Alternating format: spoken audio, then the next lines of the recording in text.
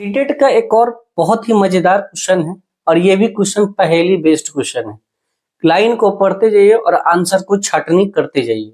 अब लाइन पढ़ेंगे, पहले लाइन को हम पढ़ते हैं। सॉल्व करने का क्या तरीका है, लाइन पढ़िए, आंसर देखिए। ऐसे क्वेश्चन को हम जनरली ऑप्शंस के मेथड से ही करते हैं, यानी ऑप्शन के छटनी मेथड से करते हैं।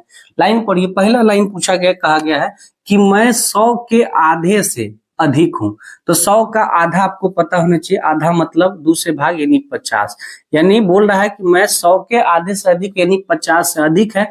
तुरंत पहला लाइन पढ़िए और नीचे लाइन में देखिए, तो देखेंगे तो आपका सभी जो है 50 से अधिक है, किसी को आप काट नहीं सकते हैं। दूसरा लाइन पे पूछेंगे मैं 5 दहाई से अधिक, 5 दहाई मतलब होता है 1 दहाई 10, तो 5 दहाई 50, यानी मैं 5 दहाई यानी 50 से अधिक और 6 दहाई से कम हूं, 6 दहाई 60, 5 दहाई 50 तो 6 दहाई 60, यानी 50 से ज्यादा और 60 से कम है। तो आप देखेंगे तो सभी 50 से ज्यादा है लेकिन सब 60 के नीचे है, ये भी कुछ नहीं कर सकते हैं।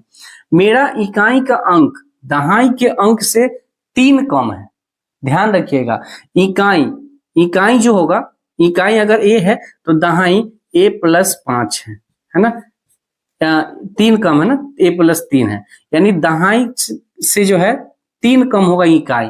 तो कौन सा ऑप्शन आपको दिखेगा, देखिए कौन सा ऐसे अंक है जिसके बीच का अंतर भी अगर आप निकाल लेते हैं तो 3 आना चाहिए दोनों के बीच। तो 51 के देखिए 5 1 में से घटाएंगे तो ये 4 आएगा, गलत हो गया।